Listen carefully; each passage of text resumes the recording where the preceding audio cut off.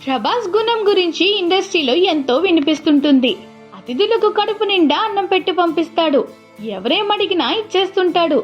ఎవరికి నో చెప్పడం తెలియని వాడని ప్రభాస్ గురించి చెబుతుంటారు.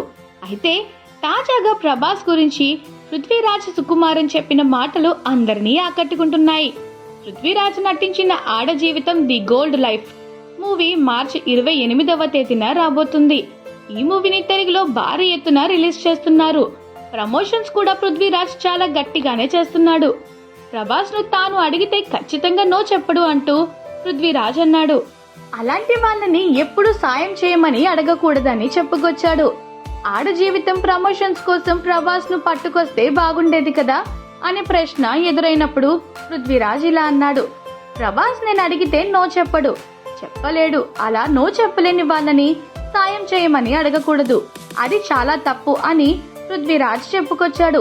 అంతలా వీరిద్దరి మధ్య స్నేహం ఏర్పడిందని ఈ మాటలతో అర్థమవుతోంది.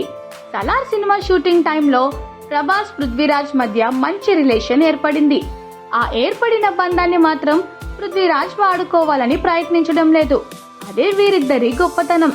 అడిగితే నో చెప్పడంటూనే ప్రభాస్ గొప్పతనాన్ని పృథ్వీరాజ్ అందరికీ చెప్పేశాడు. ఈ సినిమా కోసం చాలా ఏళ్లుగా పృథ్వీరాజ్ కష్టపడ్డాడు. సైరా, గాడ్ ఫాదర్ ఆఫర్లకు కూడా నో చెప్పేశాడు. చిరంజీవి అంతటి వాడు అడిగినా కూడా ఈ మూవీ కోసం టైం కేటాయించేశాడు. ఇక ఈ మూవీ షూటింగ్ టైంలోనే కరోనా వచ్చింది. కరోనా వల్ల అరబ్ కంట్రీలోనే పృథ్వీరాజ్ కొన్ని నెలలు ఉండిపోవాల్సి వచ్చిందన్న సంగతి తెలిసిందే.